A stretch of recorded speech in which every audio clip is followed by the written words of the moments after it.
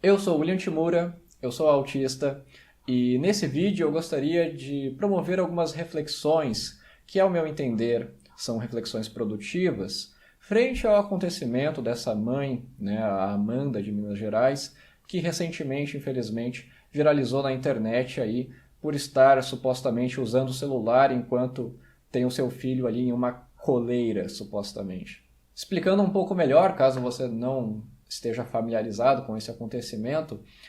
recentemente essa mãe ela foi fotografada então ali, né, em um espaço público por alguém que aparentemente ela não conhece e que resolveu publicar na internet, né, sob uma narrativa de que, né, ela supostamente se tratava de uma pessoa ali que preferiu colocar o seu filho na coleira para ficar mexendo no celular, né, ao invés de cuidando do seu filho. No caso, essa foi a narrativa adotada por quem resolveu expor essa mãe na internet. Mas é claro que, frente a isso,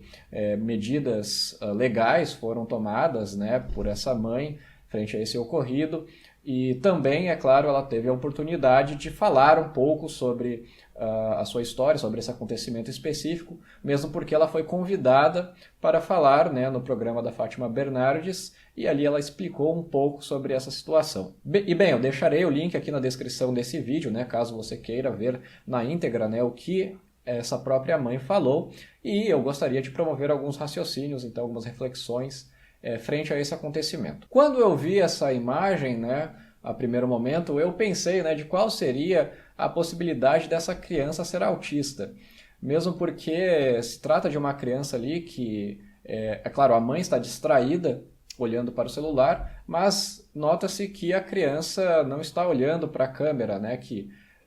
muitas vezes, quando alguém aponta o celular para tirar foto, né, é claro que a pessoa maliciosamente pode até esconder de uma forma um pouco mais discreta, né, que ela está ali tirando foto de alguém em uma situação pública. Porém,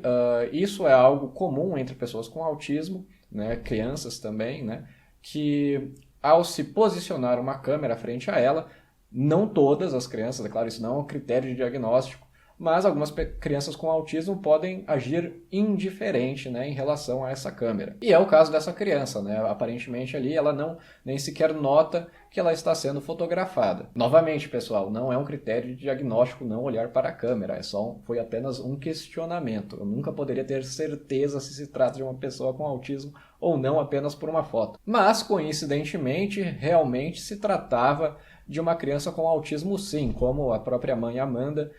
revelou ali no programa e depois explicou, né, o próprio marido dela veio a público também explicar um pouco melhor, né, sobre a situação ali que ela vivencia com o filho e que aparentemente se trata de uma criança que tem hipersensibilidades sensoriais quanto ao toque, né? Segundo a própria mãe relata, ele não gosta muito de ficar de mãos dadas e sim, de fato, algumas pessoas com autismo podem ter sim uma dificuldade mais acentuada em aceitar toques e abraços e beijos e coisas do tipo. O primeiro ponto que eu gostaria de chamar a atenção aqui é que a gente já sabe disso, na verdade, mas eu acho que deixa mais explícito ainda essa situação de como é fácil da gente conseguir descontextualizar, né, ter um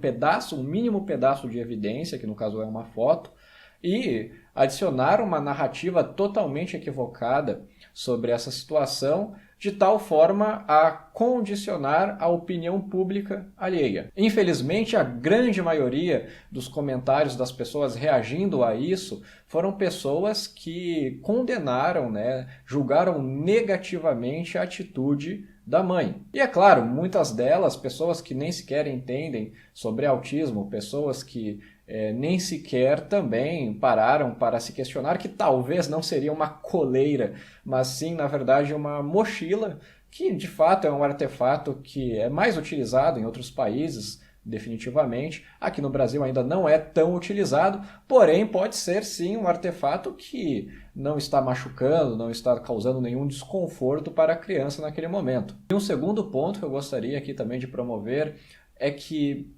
parece que as pessoas em geral, né, e até mesmo talvez algumas pessoas da própria comunidade do autismo, não têm ainda tanta noção da dimensão, digamos assim, né, da dificuldade que pode ser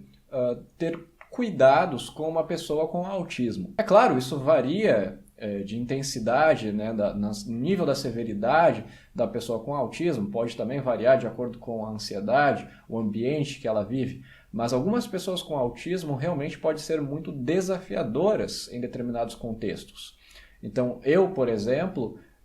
frente a determinadas situações, como hoje eu não gostaria de ir para a escola, vamos supor, eu tinha toda a minha capacidade ali empenhada em não ir para a escola. E frente a isso, um cuidador, uma pessoa que seja responsável, né, para levar essa criança com autismo para a escola pode ter, assim, uma dificuldade realmente grande, intensa, que não pode ser simplesmente explicada num sentido de que é porque essa criança é mal criada, é porque ela é mimada, ou etc. O autismo também envolve várias questões sensoriais, então medidas que podem ser tomadas ali, se não forem muito pensadas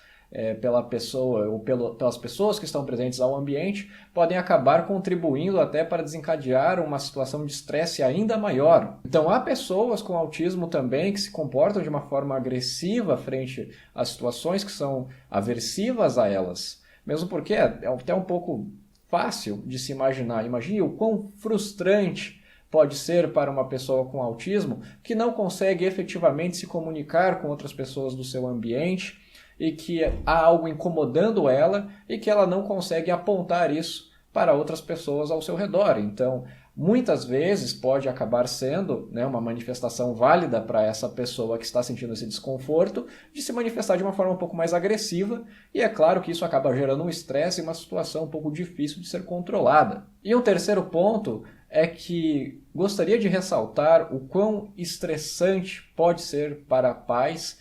em criar filhos, na verdade. Não somente filhos com autismo, mas em geral,